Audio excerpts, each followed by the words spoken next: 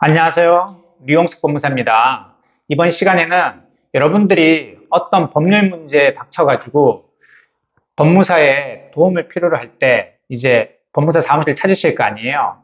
그런데 아무 법무사 사무실을 찾지 마시고 이런 사무실은 반드시 피하셨으면 좋겠다라는 마음으로 이번 영상을 준비했습니다. 일단 여러분들이 법무사 사무실을 방문했을 때는 어떤 법률 문제를 가지고 법무사와 직접 상담을 하고 해결하기를 원하시기 때문에 방문하실 거예요. 그렇기 때문에 여러분들이 어떤 법률 문제가 있을 때 법무사 사무실을 방문을 했는데 상담을 법무사랑 직접 못한다. 혹시 사무장이 나와서 지금 법무사님이 바빠서 제가 대신 해드리겠습니다. 저한테 얘기하십시오. 그러시면 그런 사무실은 그냥 나오십시오.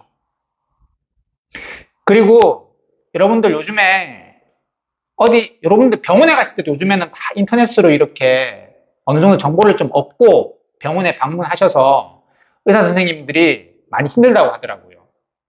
아니, 내가 의사인데 이미 자기가 답을 내리고 오니까 병명을 너무 화가 난다 이런 얘기 하시는데요.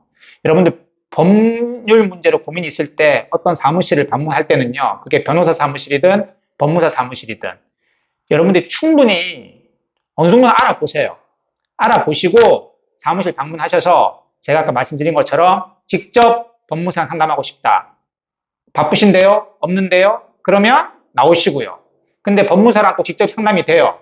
근데 그 문제를 가지고 얘기를 나눠봐요. 근데 여러분들이 어느 정도 이미 이제 인터넷으로 공부가 돼 있잖아요.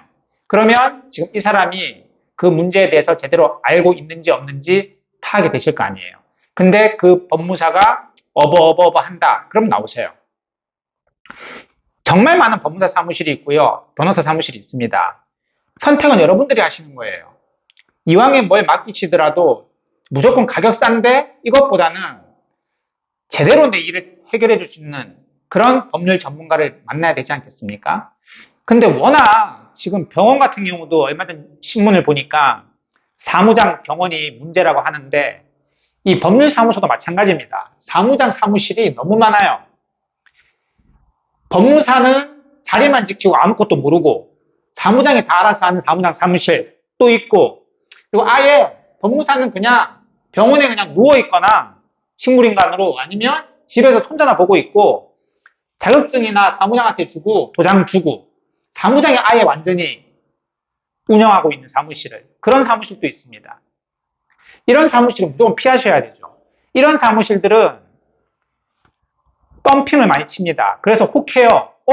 다른 법무사 사무실 가니까 가격이 되게 비싸던데 여기는 되게 저렴하네? 하고 덜컥 사건을 맡기는 경우들이 많은데요. 여러분들 이런 분들은 책임 안 집니다. 사고 터졌을 때. 예. 법무사가 책임지겠지. 안 져요. 예. 안 집니다.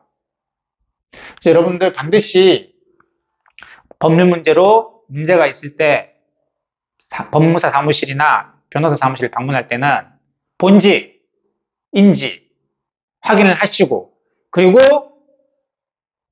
정말 실력이 있는지를 테스트하기 위해서 미리 어느 정도 인터넷으로 어느 정도는 예습을 하시고 아니면